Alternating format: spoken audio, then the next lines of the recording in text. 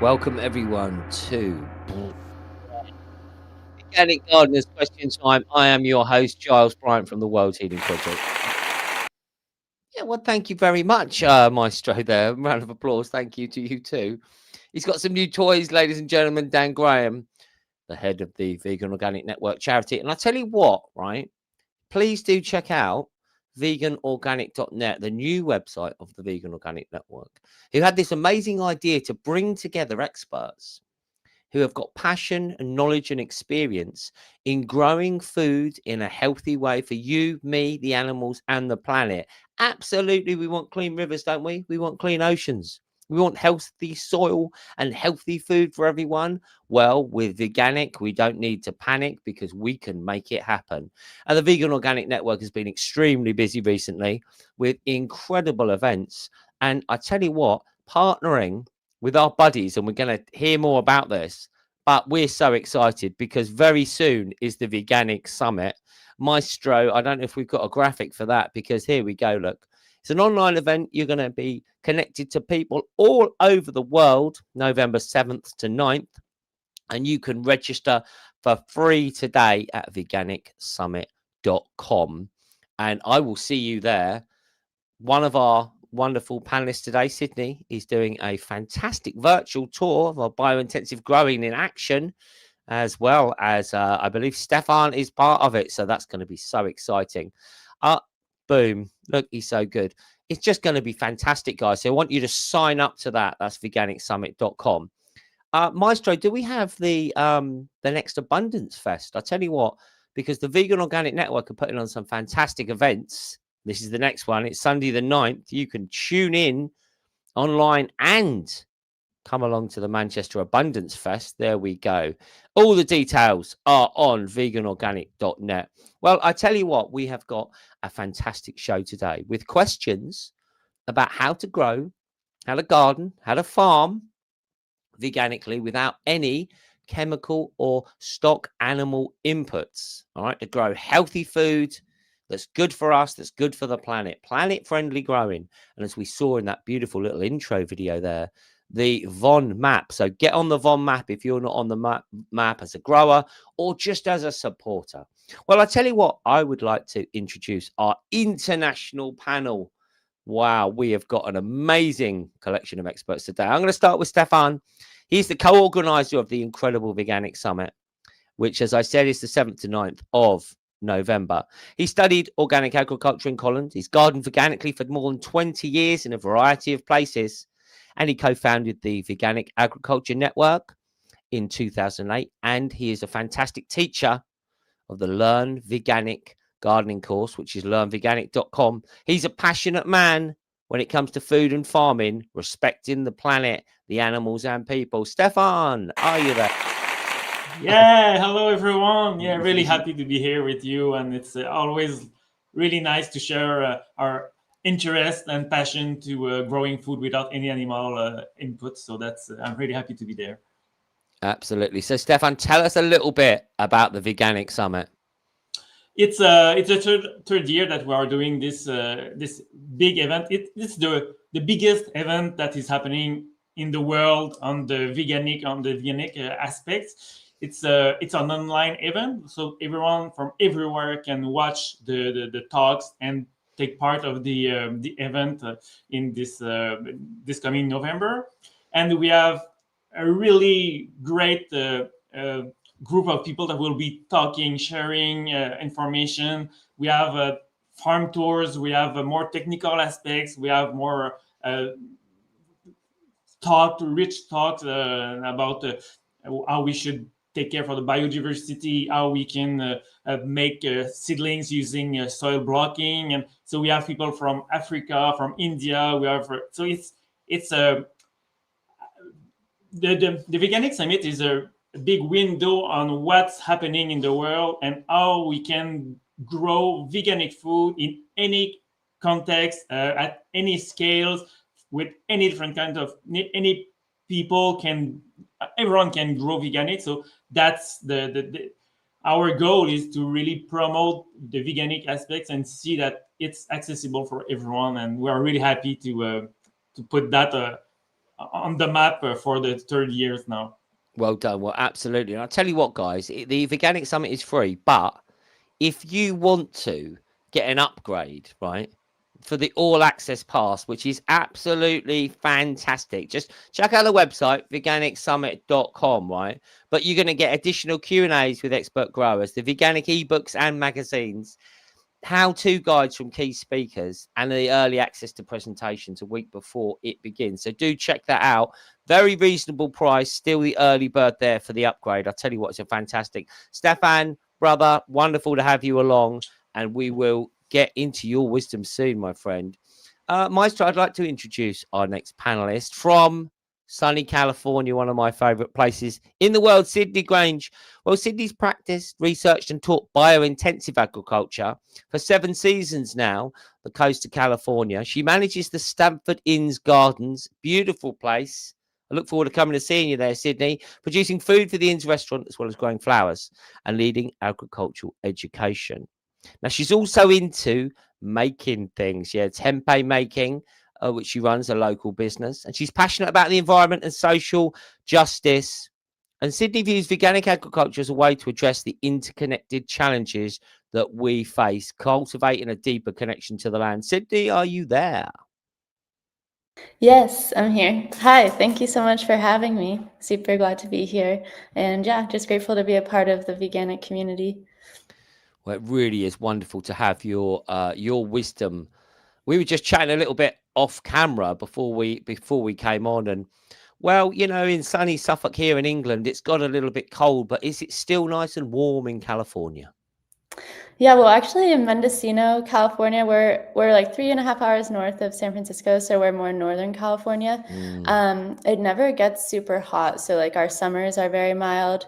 In Fahrenheit, it's like 60 something degrees in the summer typically, and we get a lot of fog. But September and October, we get less fog, so it's actually some of the nicer months right now. So it's sunny and in the 60s. So we have a really cold, long season. So it's nice that it's long, but then the cold limits like the types of like warmer weather crops we can grow outside.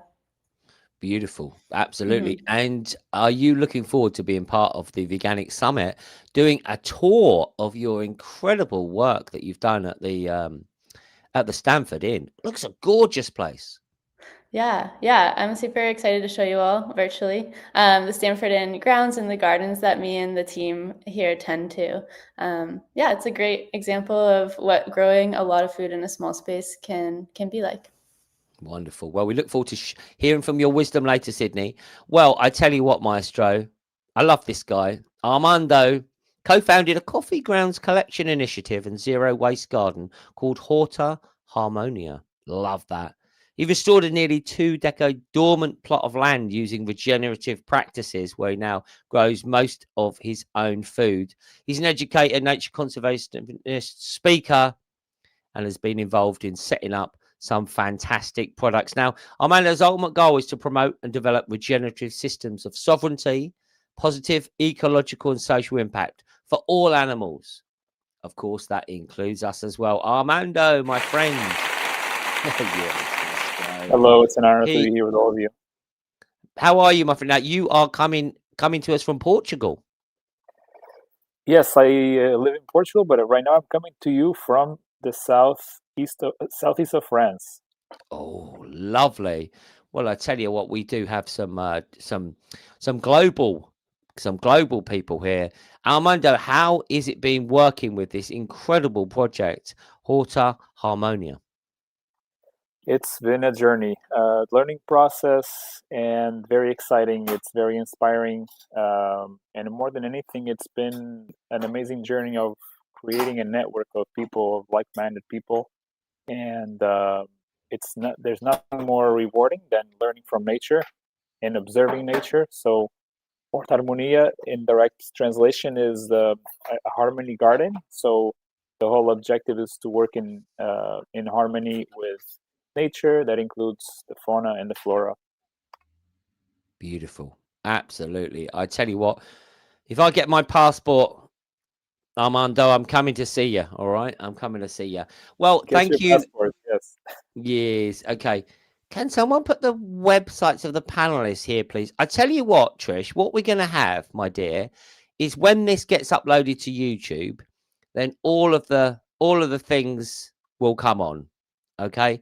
This has no CC. I can't watch it. Well, Flower Fields, if you go to the YouTube after the show, then we list everyone's details. You can get in contact with people and see what's going on. But I'll tell you a good one for now is the veganicsummit.com. Or if you just go to veganorganic.net, I mean, that's the website of the you'll find everything. Wonderful. Thanks. Thank you, Jen from Switzerland. People join us from around the world. I tell you what, Maestro, enough of this chat. Should we get into some of these questions? Because we've been sent some wonderful. Thank you, Armando. We'll get back to you in a minute, my friend. So, Maestro, please. Now, first question. Here we go, panelists. And actually, this is one that I just like to ask everyone. All right. I like to ask everyone. So, boom, Maestro, please. Why is veganic growing important to you? Now, I appreciate this is we could probably answer this for a while, but maybe 30 seconds a minute. Why is veganic growing important to you? Stephane, I'll start with you, my friend. That for me, it's really important because this is the way forward. Because we are always taught and everyone thinks that we need to have animal for eating and for growing, but the veganic movement, what it shows is that it's completely possible to grow really healthy and the abundance of crop without any animal input. So that's why for me it's really important. And if we care for the planet and we care for the animals, veganic growing is really the way forward. And for me, it has been a way to just be really in conjunction with my values, and I care for the animals, I care for the planet, and growing veganic is a way to produce food that is completely vegan, so without any exploitation of animals. So that's for me really an important aspect of why growing veganic is important. Beautiful, beautiful answer. Over to you, Sydney. Why is it important to you, my dear? Yeah, so similar to Stephane, I initially became interested in veganics because I was looking into growing my own food. And, I was told the many myths the myths that we're commonly told that we can't grow food without animal inputs. And so I started looking into that and realized that that was in fact a myth, and started learning how to grow my own food veganically, which led me to biointensive, which not only grows a whole, focuses on self-sufficiency, growing a whole diet for a person for a year, but also focuses on growing all the compost needed for the garden as well. And so that's something I've come to really appreciate about veganics too, is that it's way easier to be self-sufficient in a closed loop system and produce all your own fertility if you do it veganically, as opposed to relying on domesticated farm animals. And that's because, farm animals, if we're using their manures and doing that in a closed loop, we either need a whole pasture for them to graze, or if you're importing their feed, or if it's for chickens or something, you're going to have to be growing their feed or their grains, which takes space. So we're just kind of cutting out that middle animal and really reducing our environmental footprint that way, both land, water, and carbon. So I really appreciate that aspect of it as well. Beautiful. Very well said. Armando, why is it important to you, my friend? I mean, to me, just to add on to what Sydney and Stephane said, is to deconstruct this common knowledge or myth that animals need to be part of the ecosystem in order for agriculture to be successful. Animals are part of the ecosystem, but they do not need to be in agriculture in order for us to have healthy soils, healthy fruits or vegetables, or any other crops. We know that soil life is one of the most important things that we need for agriculture to be successful, and that comes from taking care of the plants, taking care of the soil, and working with nature as a basis. And the animals do not need to be part of that system of agriculture. Beautiful. Absolutely. Wonderful answers, everyone. I tell you what, I love it because it's solution focused. Well, there we go. We've got Jazz and Ali just beaming in here.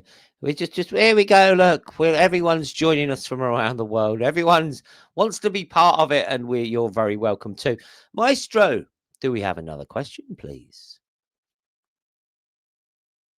It's from Mary. I'm planning to move to Spain next year. Lucky you, Mary. I'm looking forward to all the sunshine for my plants, but I'm worried about the dry spells. Do you have tips for gardening in more arid regions? So, panel, do we have any tips for Mary? Okay, Armando, my friend, you're in Portugal. So Spain is my neighbor. Yes. And I just traveled through Spain to get here to France. So one of the most important things, and you can see as you see Spain, especially in the center of Spain and in the south, north still has a lot of moisture, but it's becoming very dry. There's dirt, there's no soil. You can see the rocks on the surface of the fields. I don't know how these farmers are growing anything out of that dirt. So one of the most important things to have plants who are drought tolerant, such as herbs like oregano, rosemary, sage, thyme. Really things that you enjoy, right? So you don't want to grow things that you don't eat or you're not going to take advantage of for your own well-being. So also, it's important to have trees because you want to create shade. You want to avoid losing moisture in the soil. So things like olive trees, carob trees, strawberry trees, Arbuto junedo, which is the scientific name, or the mastic tree, the Pistachia lentiscus, which are trees that are tolerant to drought. So you also want to think about native trees to also promote biodiversity. Other things that I also recommend is to work on soil health. Soil with a lot of organic matter, it's like a sponge. It can absorb millions of liters of water. I think it's actually probably over thousands of liters of water per hectare.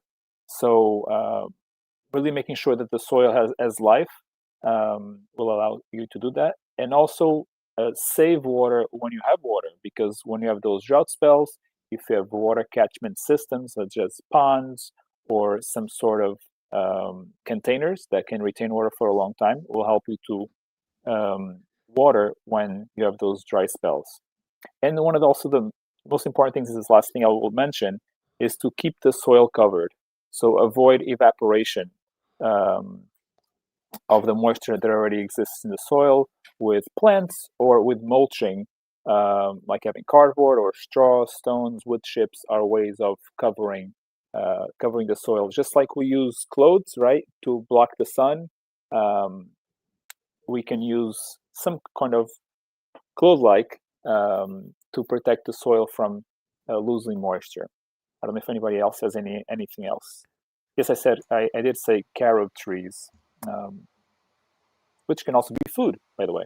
Lovely. Absolutely. Yes, I think John the Baptist, he lived off those. So, Sydney or Stephane, anything else to add to Mary's little ideas?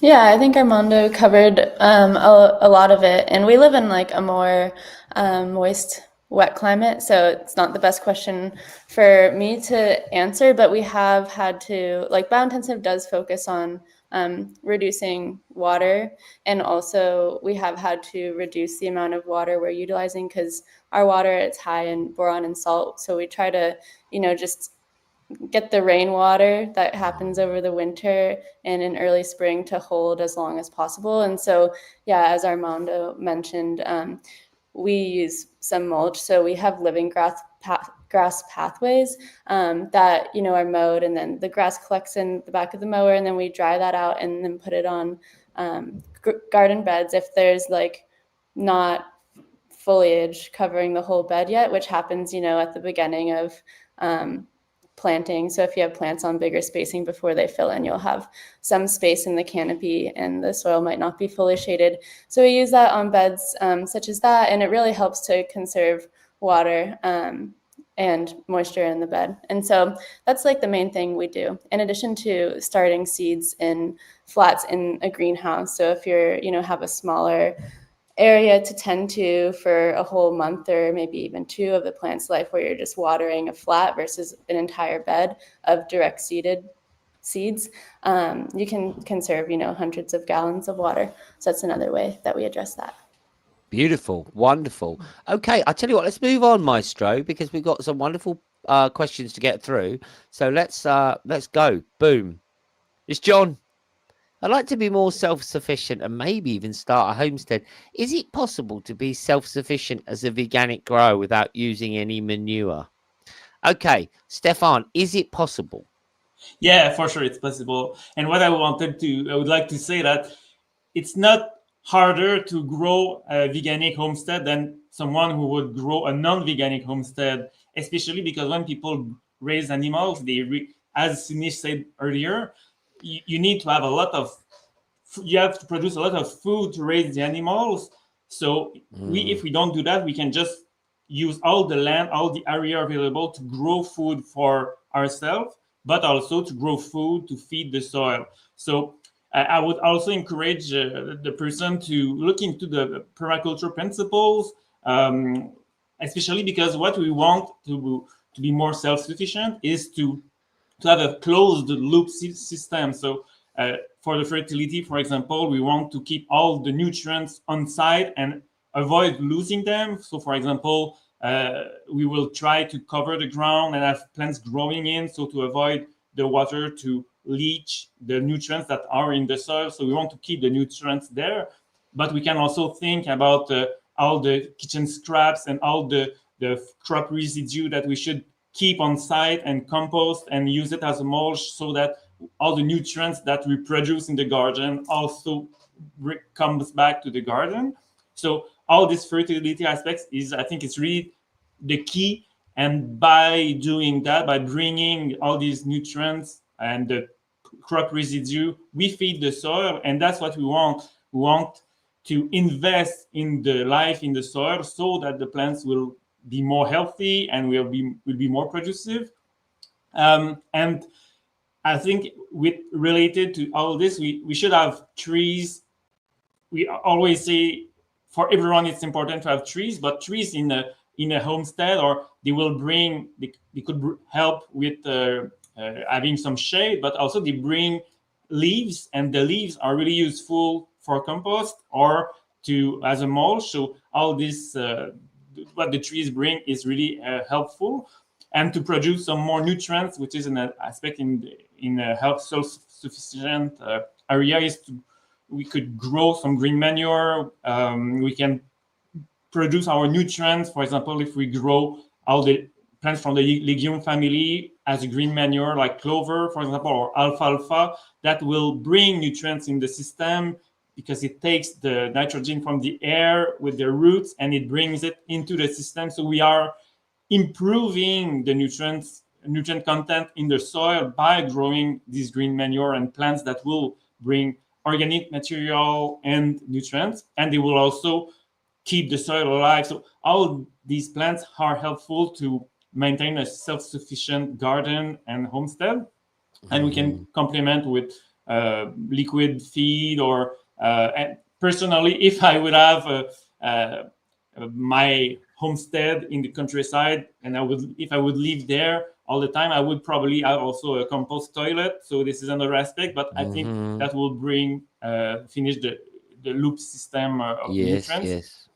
So I think it's really possible to grow a homestead without manure.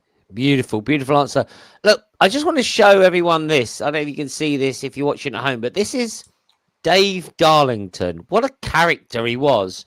And it's his book, Growing Sustainably, Feeding the World. Now, don't be put off by this awful cover. It's actually one of the best books ever written. And I'll tell you what, once you get into this, once you get into veganics, you realize it is so possible. And we've actually been sold a lie. I'm not even going to say it's a myth. We've been sold a lie, but we can be much more effective in how we're doing things. Armando or Sydney, anything to add to Stephane's excellent answer there, if you'd like to? Or... Should we move on?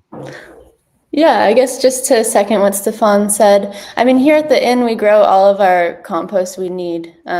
We produce everything we need for our gardens on site. And the way we do that is we focus a lot on carbon, on big biomass producers. So crops that are producing a lot of carbon for the compost piles. So in order to get enough compost, we need enough carbon to put into the compost. And of course, the perk of growing your own compost is that you're also sequestering carbon from the atmosphere. And then when it's, decomposed into compost, then it's stored then you're holding that carbon in the soil. And so we use a lot of things like fava beans and grains. We grow clover and alfalfa. So we have some, perennial crops that are always growing, like the nitrogen fixers, clover, alfalfa, that we incorporate into piles with more mature materials, such as fava bean stalks and grains and sunflowers and corn and things of that nature.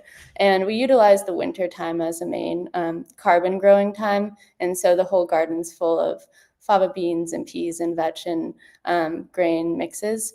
And the fava beans we use are the small bean. They're good for colder weather, and they get overhead. And we've been selecting them for probably like 10 years at this point on the site, and for biomass production. So now they are like 8 feet tall, and so those are really good contributors to the compost. Beautiful. Amanda, I'd just like to ask you about the incredible success you had from the coffee. Because sometimes, right, sometimes we've got to import some stuff, right? Sometimes if you start off and your land is, and so I'd love to hear a little bit more about what you've done, my friend. Thank you. When I returned to Portugal from the US, we started this coffee ground collection, and up to today we collected over 11 tons of coffee grounds just from simply going to coffee shops. So if you learn nothing from me today, I hope I can inspire people to go to their local coffee grounds. And this is a very common practice in most of the world, that it just goes into the trash and it goes into the landfill. So we're literally, when a plant grows, there's a loss of soil matter for this plant to grow. So we're literally bringing soil from somewhere else in the world, because in most places where probably most of the viewers here live, they cannot grow coffee, and when most of us drink coffee, and we literally throw that coffee into the trash. So we're throwing soil from thousands of miles away or kilometers away, and we throw it literally in the trash. So it's as simple as going to a coffee shop, asking what they do with the coffee grounds. If they tell you that we do nothing, ask them if you can give them a container where they can collect the coffee grounds, and you come to an agreement, and often you come to pick it up. And it's just as simple as that. And it's like Sydney was saying, it's an amazing, it's very high in carbon, it's very high in nitrogen. You usually need to compost it in order to for you to not to lose all the nitrogen. The microbiology in the soil loves it, so it'll bring a lot of life into your soil. A lot of life means abundance, below ground and above ground. So if you want to see more, I left a link on the chat for Hortarmonia's Instagram. Unfortunately, it's the only thing we use at the moment because it's a capacity that we have. It's the real world. We all are busy. So I hope I inspire people to collect the material that is available to them locally, so we don't have to bring things from different parts of the world like we do these days. 100%, and for me, the joy I get of making compost and making my own soil and making my own mulch. I mean, I'm literally buzzing. We had a friend come to stay, and I took her to my compost heap, and it was like I was showing her the Mona Lisa or something. I was. And you don't need to go to the gym. Yeah, exactly. Turning your compost is a workout. I just turned like maybe I want to say maybe 500 kilos of compost today, and that's a workout. You don't have to go to the gym. It's agroecological fitness. Wonderful, Armando. You're a good-looking man. Maestro, next question, please. Oh, it's Matthew in Florida. He's gardened for years, but he's recently downsized to a condo and he's only got a balcony. It's west facing and gets the afternoon sun. So Matthew started buying pots, but he doesn't quite know where to get started with veganic growing on a balcony. Okay, do we have any tips for Matthew? He wants to grow in pots. Okay, Stephane, you give it a go. Yeah, I've been growing on my balcony, but it's in Quebec, so the weather is probably a bit different. But I still have a lot of advices. First, it's true that when we grow on the balcony in a container, it's true that the plants are entirely relying on ourselves to take care of them. So for the food, for the water, so we have to be careful, and I would say we have to see the plants as member of the family and just to be caring for the plants. And I would prefer bigger pots because they dry out less quickly. And ideally, if it could be containers that have a water reservoir in the bottom, it also helps and brings more flexibility with the watering. The trickiest aspect, I would say, as a veganic gardener, is to find potting mix, because we want the plants to grow in a medium that is without animal input. So sometimes it's hard to find them in a garden center. But often we can find potting mix that are free from manure and compost, and we just use it, and we put in the compost, we mix in our homemade compost when we have it. So if possible, at least if the person, if Matthew could do some compost, that would be ideal, because it's really convenient to have access our home compost that we build ourselves. And what I've started to do for the last few years, and it's really producive, it's to add some alfalfa pellet or alfalfa meal that we can buy in garden center, or personally I buy mine from animal fodder store. But the idea is to have really clean alfalfa pellet, and this, while it decomposes, it brings a lot of nitrogen and nutrients. So in a container, it's really great. And during the summer, we can then add some more liquid feed. One thing I would say, that some people they don't do it all the time, but it's better to keep the dirt every year, so we don't buy in more, because it's still some resources that we would lose if we would throw away the dirt. So I keep all the dirt every year, but I remix it with some more compost and alfalfa. And just for the crops, I would say you can grow almost anything, but I tend to prefer the plants that will grow for all the season, like indeterminate tomatoes or climbing beans, or things that will grow and take the third dimension, so that I can suspend them and it takes less space and I can grow much more. And fruit bearing plants are also more convenient because they produce all along the season. So or plants like kale, where I just take some leaves and then it keep on producing. So these kind of plants or herbs also are really useful for container gardening. But I would say just experiment, and it's really fun to just have our food growing just next door. Yeah. 100%. You know, the lady that came to stay with us, just giving a shout out to Vegan Queen V, because she lives in a van and she just drives around, and you know, she grows veganically. She's on the map, and she has her herbs in little pots. So you know, before she sings, she can make herself a tea. You know, we can make this work. We can grow veganically on a big farm, or if you live in a van, and everything in between. So inspirational. Okay, Maestro, let's go. Next question, please. It's Maisie in Devon. She's a big patch of Jerusalem artichokes in her veganic garden. They grow well, I bet they do, but I haven't got a clue how to use them in the kitchen. Any recipe ideas? And what should I do with the giant stalks at the end of the season? Okay, so the old Jerusalem artichokes, they have a reputation somewhat to create a bit of gas. Farty chokes, we call them in Southern. Oh, okay. What's that? Okay, there we go. Well, that was just an answer there. Thank you, Armando. about the pH of using the coffee. It's like a good soup. You've got to get the balance right, with anything we're putting on our soil. So back to Maisie. She's got the Jerusalem artichokes. Any recipe ideas, and what should she do with the stalks? Anyone? Sydney, over to you. Yeah, I actually just made sunchoke soup last night, so thought I might as well answer this one. But yeah, so I mean, yeah, sunchokes, you may know that they're high in inulin, a fiber that's kind of hard for some people to digest. But if prepared in the right way, you can make it more digestible. And also some people aren't sensitive to it. I mean, because they technically are edible raw, even in salads and stuff, if you shred them thinly.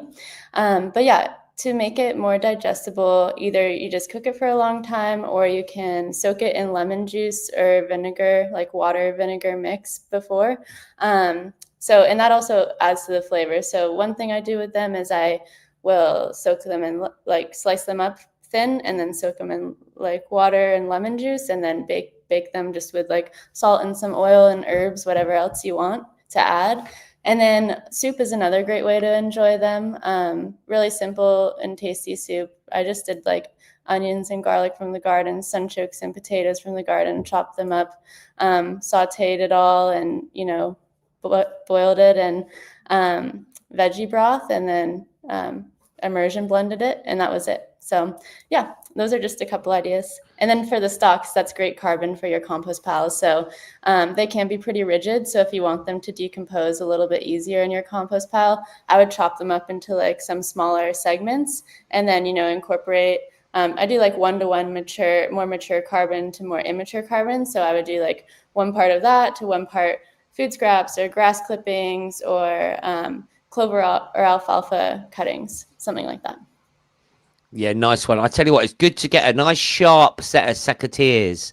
I bought myself some recently. It's so enjoyable to, just cut stuff up, put it in the compost. Or, Maisie, if that's a really tough stalk, I get some nice loppers. Or even invest in a chipper if you're, getting through a lot. Armando or Stephane, do we have anything we want to add about the old fartichokes? Sorry, artichokes. Yeah, but for the stalk, there is some little electric chopper that can be useful to use just for the stalk. That will be easier than, and you could use the chip as a mulch, and that's really rich for the soil. Otherwise, for the recipe, at least in Quebec, where it gets really cold during the winter, if we harvest the Jerusalem artichoke late in the fall or even in spring, they get sweeter, so they are even a better taste. And so depending of the varieties, some are even really good to be eaten raw. One thing with Megan from Running Veganic and the Veganic Summit, we once, years ago, we did a contest about how we could use Jerusalem artichoke, and we tried different things. And one thing I tried, and it was even possible, is to replace carrots in a carrot cake with Jerusalem artichoke, and it worked very well. Or we can think, if we have something that use potatoes, we can replace potatoes or take half and half potatoes and Jerusalem artichoke. So it's really easy to find ways to use Jerusalem artichoke. Beautiful, yeah, and they are a great crop. Once you got them, right? And so top advice there, panel, as always. I tell you what, let's move on, Maestro. 5 minutes left, panel. Let's just see if we can rattle through these questions. What do we have here? It's Juliet in Suffolk. My pumpkins have done really well. What's your favourite way to eat them? My golly, our Veganic pumpkin patch, ladies and gentlemen. I wish I would have brought them in for you to show you. Armando, do you grow? Oh, here we go. Yeah, I did. That's a beauty. Do you grow pumpkins? I do. What's your favorite recipe? Usually, here in Portugal, we do a lot of soups with them. That's one of them. I know we were short in time, so that's my short answer. Thank you. pumpkin. And I save the seeds. I save the seeds to eat them. Yes. Why would you waste them or save them for next year? Why would you waste a very high in zinc, which for the for everyone is very important, but particularly for the men? Sydney, do you like a bit of pumpkin pie in California? Yes, I do like a good pumpkin pie. It's actually kind of cold outside here to grow a lot of winter squash. So a lot of the sweeter winter squash have a bit of a hard time. I mean, there's some varieties that do better than others, and those I normally just, roast them.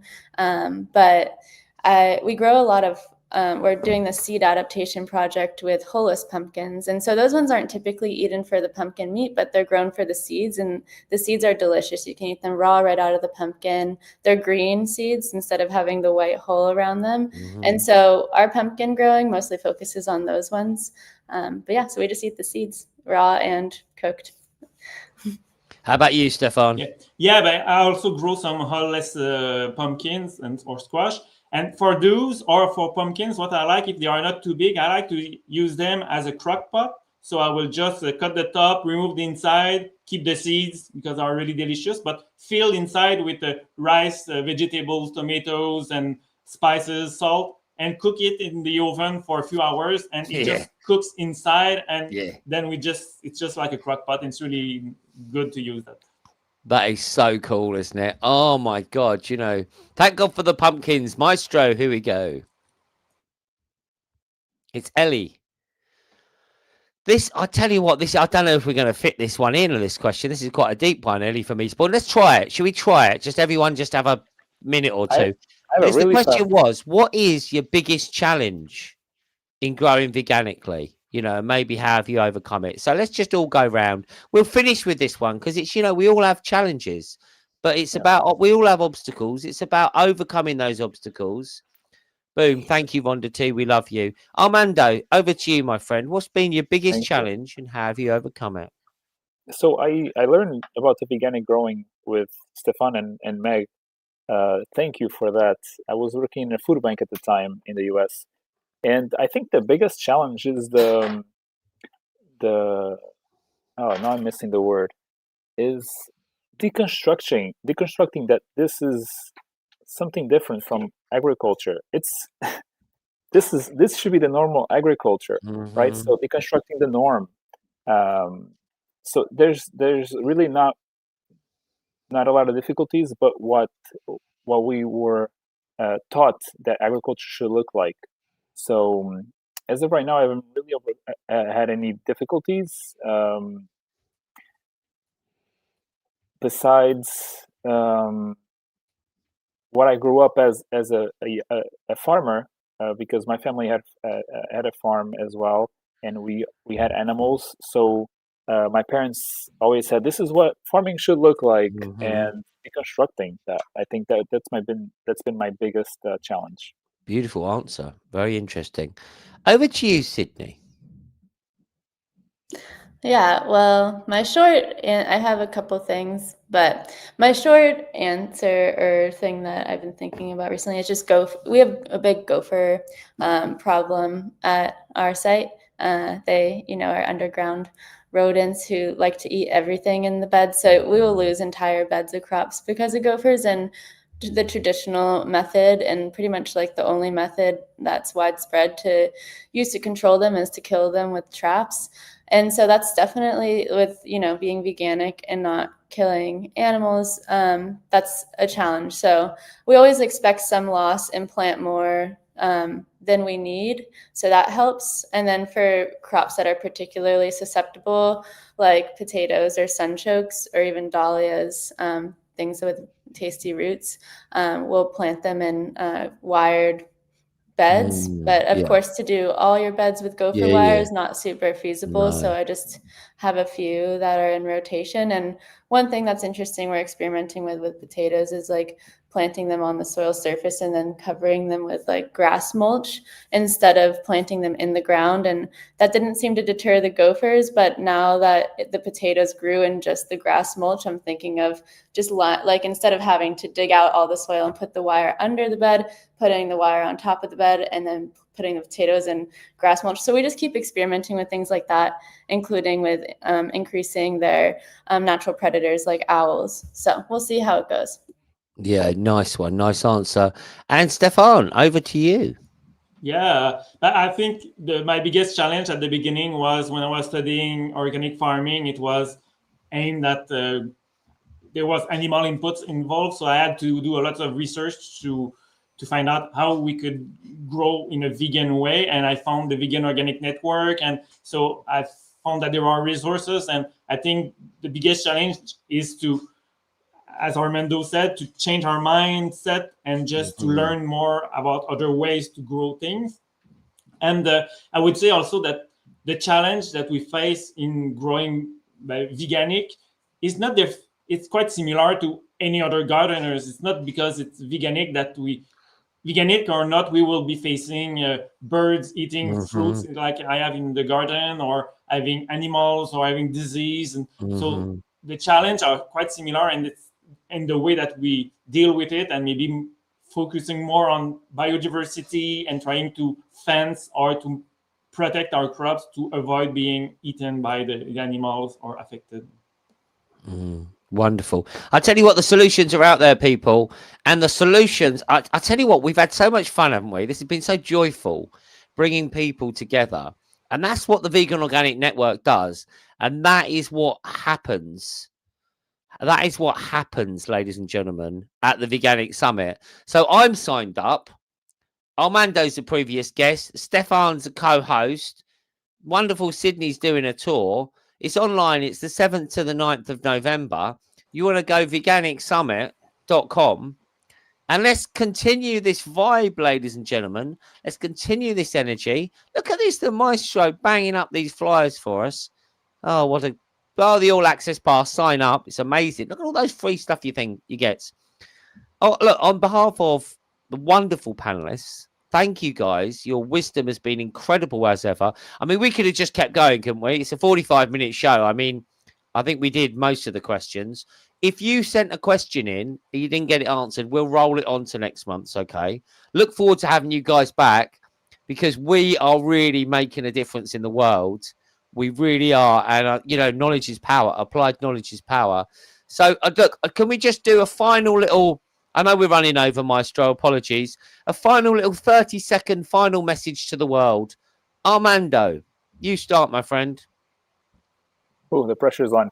I mean, we are a global world. We're very globalized. We have, thankfully, easy access to a lot of information. And like we were speaking off air, we have a lot of knowledge together. So here we have probably well over 100 years of knowledge, all of us together. And the people also watching, a lot of them are experts. Rhonda is one of them. She's also going to be a speaker. So I think we need to think more about a community.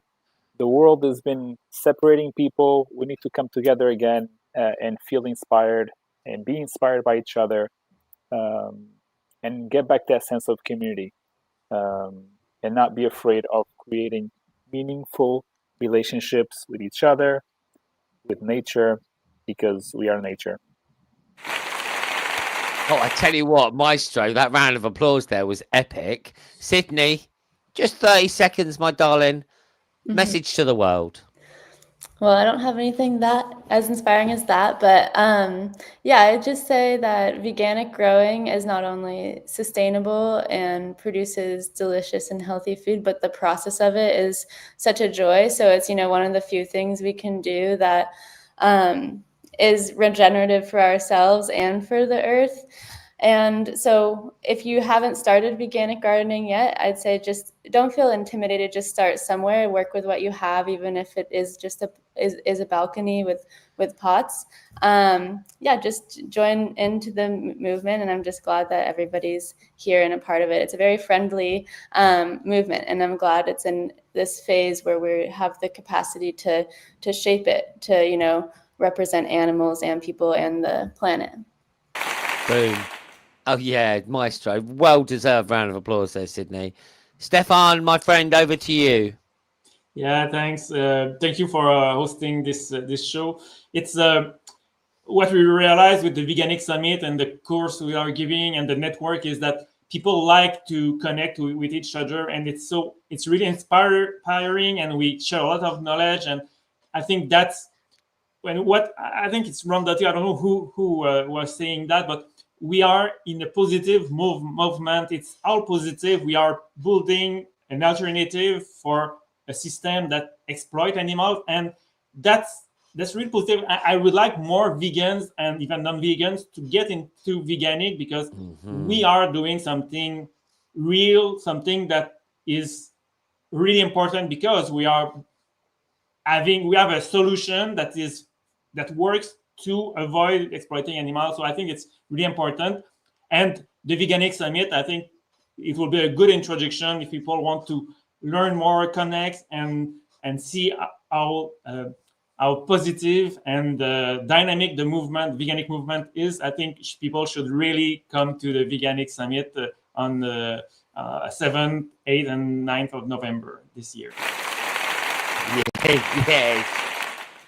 Well, look, on behalf of everyone at the Vegan Organic Network, and I'd just like to thank again the maestro behind the.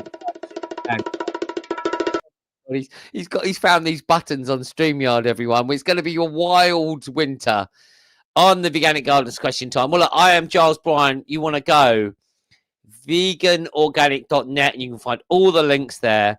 We had so many people as well messaging in today from all over the world. So thank you to everyone, whatever your message has been. So look, have a great day, have a great evening, have a great morning. Don't panic, because we are Veganic. We're going to heal the world. Together we can do it. And I'll see you at the Veganic Summit, guys. Take care. Take care, everyone. Don't panic. It's organic. Thanks so much.